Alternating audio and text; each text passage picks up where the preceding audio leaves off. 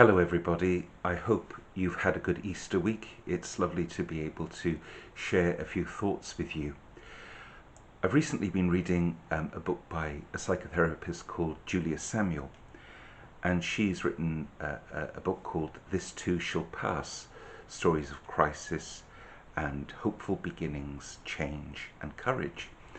And I guess what she's saying is, life will throw experiences at us which we will need to negotiate, and we'll need to do that with the power that we can find inside ourselves. We've got to be up for the challenge and not run away from it. And I guess at this time when we're all learning to deal with the consequences of coronavirus and especially lockdown, that we're all perhaps facing different elements of ourselves which we're not comfortable with, or there have been moments when it's been really difficult. Well, Julia Samuel gives us 7 tips. I'm going to go through them very quickly. The first is to take care of ourselves. Don't be afraid of being good to yourselves. Psychologists often talk about something called a punitive superego. That's that little voice inside you that tells you that you're not very good. It's that kind of hypercritical way of thinking about yourself. Well, listen, you've got to banish that at this moment. You've got to be kind and compassionate towards yourself. The next thing is, she says that, one of the things that gets us through times of crisis is love and connection to others. And I think for me that means having somebody that I can pick up the phone with and be absolutely honest about the way that I'm feeling. But when I do that, I have to remember that that sort of conversation is a two-way thing. Yes, I need to be able to voice how I'm feeling, but I also have to have the capacity to listen and really listen to how another is feeling. I realise that a lot of you may be spending quite a lot of time at home with the kids or with your partner, and that the things that take us away from each other during the day have now gone. And this may be leading to some tension in the household. Perfectly understandable. And this is where Julia Samuel says, you have to be open and honest with those people with whom you're living. And she recommends a sort of Cobra meeting every week where you have some family time, that you sit down, you share things, the things that have gone well, but also the things that you're finding irritating.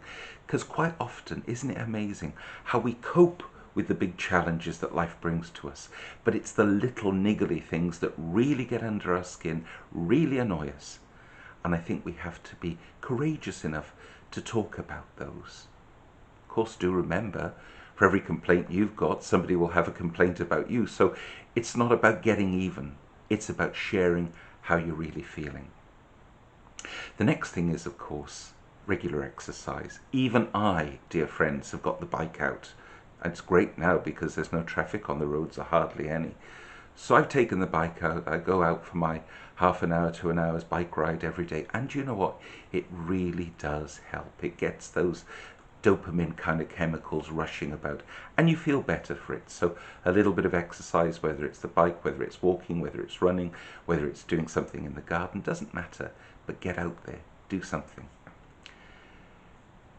The next thing she talks about is breathing exercises, and that's terribly important, especially at moments when we're feeling panicked. Now, the best way of doing some sort of relaxation and breathing technique, I think, is to remember this.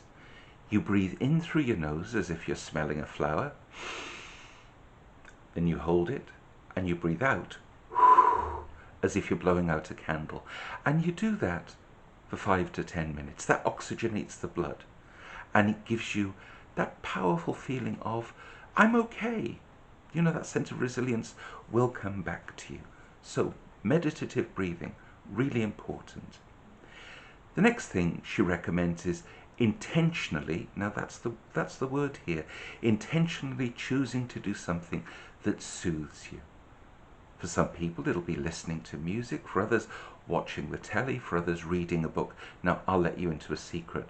What I like to do are watch quiz shows on the TV. I'm in love with Tipping Point at the moment, but we all need to find our own thing, our own way of doing things. But we need to choose intentionally to relax. Because one of the big things, I think, when you have a lot of time on your hands is we need to be busy, we need to fill it, we need to be productive, but we also need to learn to relax. At times like this, we can feel powerless. So the seventh thing that Julia Samuel says is choosing to help others. Now that gives you a little bit of traction in a relationship. And that can be doing anything from picking up the phone to seeing how people are, or if you know the neighbours and you're going shopping, again, picking up the phone. Always remember to social distancing and all that. But actually to pick up the phone and to say, look, I'm off to the shops. I'm going to be in this queue for half an hour. Is there anything I can get you while I'm out? I hope all these things might be of some help to you. Now, the other thing I want to talk about today is I had to write a letter today to all the families who are expecting their children to make First Communion, and of course all our young adults who are expecting confirmation to take place. Unfortunately, because of the present situation, we've had to postpone both those events. So I'd ask you to have some patience with us. I'm sure you can understand the reasons why, but it looks likely, to be perfectly honest with you, that we will be able realistically to hold First Communions and Confirmation in the later part of September. I do hope that you're all well. Remember that I'm praying for you. Please pray for me, and I'll look forward to talking to you again next week. Bye-bye now.